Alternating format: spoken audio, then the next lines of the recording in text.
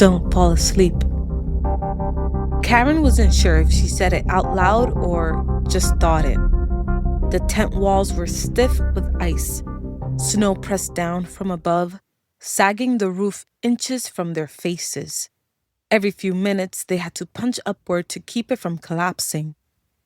15 below zero, nearly a foot of fresh snow, and somewhere beneath it, the trail they would need to survive. It was 1971.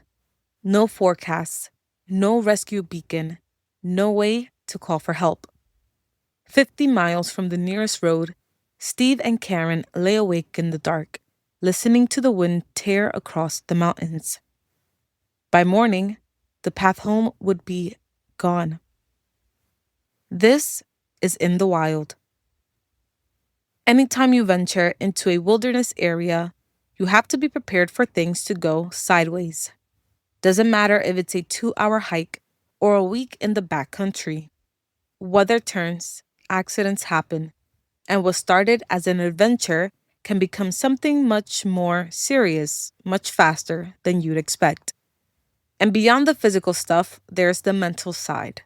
Will you panic or will you think? That question, more than gear, more than fitness, is often what decides how the story ends. This is the story of one couple whose trip in the fall of 1971 did not go as planned. Bridger-Teton National Forest sits in western Wyoming, covering roughly 3.4 million acres, one of the largest national forests in the lower 48. It stretches from the Wyoming Range and the Wind Rivers all the way to the Snake River Range near Jackson Hole, bordered by both Grand Teton and Yellowstone. Mountains, alpine lakes, glaciers, dense forest, sagebrush flats, wild rivers. Elevations run from around 6,000 feet up to over 13,800 at Gannett Peak, the highest point in Wyoming. It's grizzly country, wolf country, the kind of place that earns your respect whether you ask it to or not.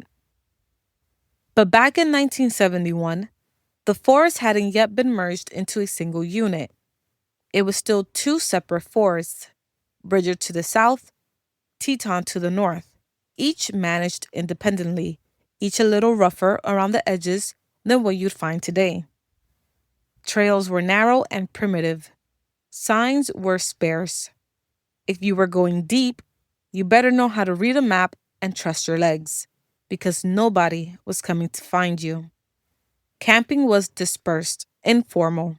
A few developed sites existed, most of them built by the Civilian Conservation Corps decades earlier, but most nights were spent in the open without designated sites or modern facilities. You were expected to be self-sufficient. That wasn't a preference. It was a fact of life. No internet, no satellite weather, no personal locator beacon. Gear was heavier, sleeping bags less reliable, and the margin for error was thin. If you walked into that wilderness and something went wrong, you were on your own. During the summer of 1971, Steve and Karen, a married couple from Las Vegas, heard about a hike to Summit Lake in Bridger National Forest. Steve was immediately hooked. They started planning a fall backpacking trip, giving themselves months to get ready. Steve was athletic. He ran 3 to 5 miles a day, lifted weights, kept himself in solid shape. Karen was 5'1", 105 pounds, and by her own admission, did not love exercise. But she committed, started running a mile a day, picked up tennis. A week before they left, she wore her hiking boots around the house all day to break them in.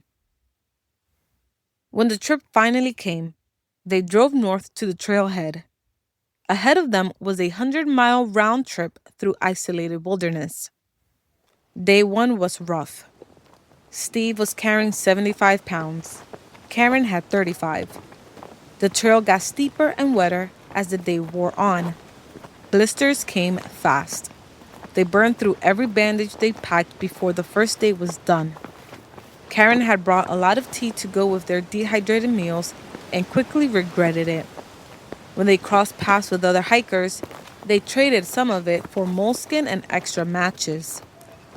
As the days passed and they ate through their food, the packs got lighter, but not light enough.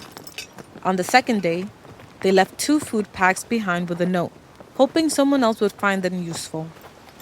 They also regretted the 38 Smith and Wesson they'd brought for bears, and a heavy flashlight that seemed more trouble than it was worth.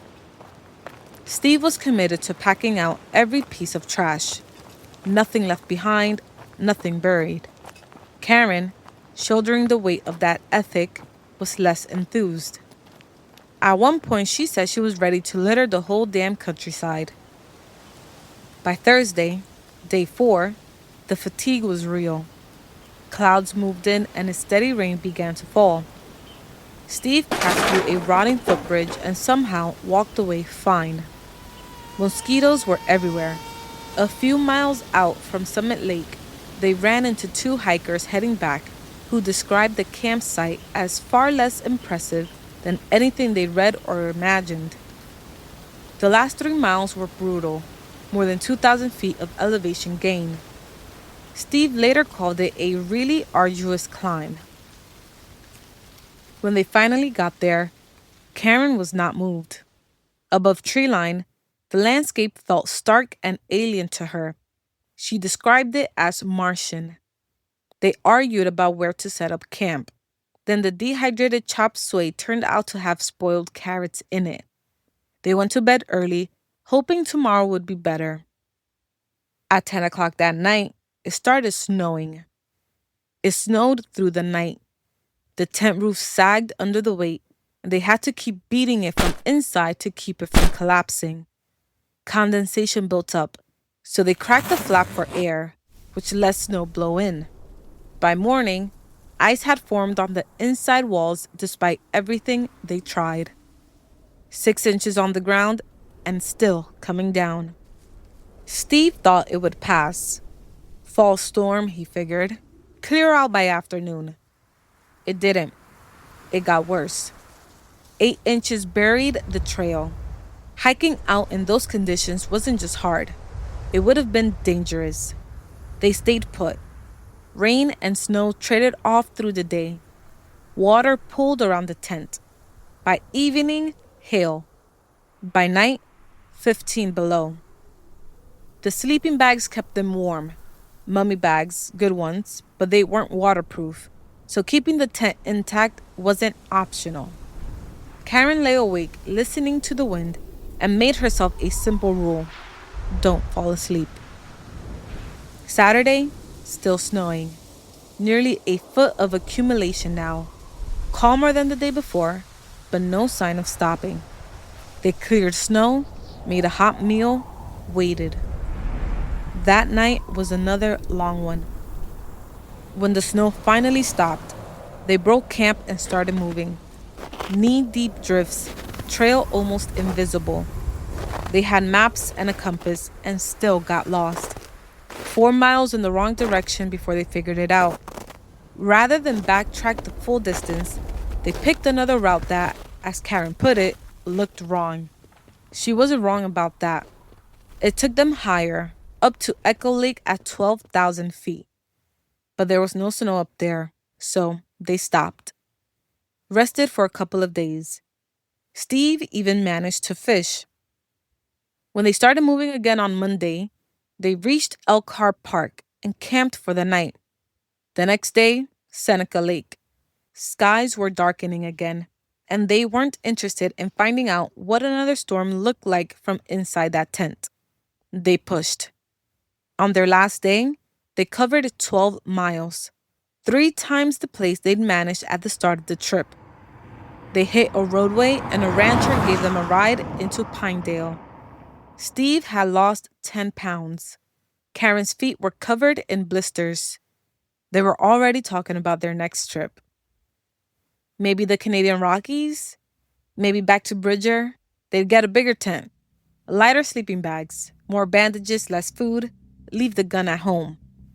Despite everything, the storm, the cold, the wrong turns, The spoiled dinner at 11,000 feet, they'd kept their heads, made decisions under pressure, moved when they needed to move, and stayed when they needed to stay. The mountains don't care about your plans. The storm doesn't care about your timeline. But the people who come out on the other side are usually the ones who stayed calm, thought clearly, and refused to let fear make their decisions for them. Be prepared, because someday you may find yourself in the wild.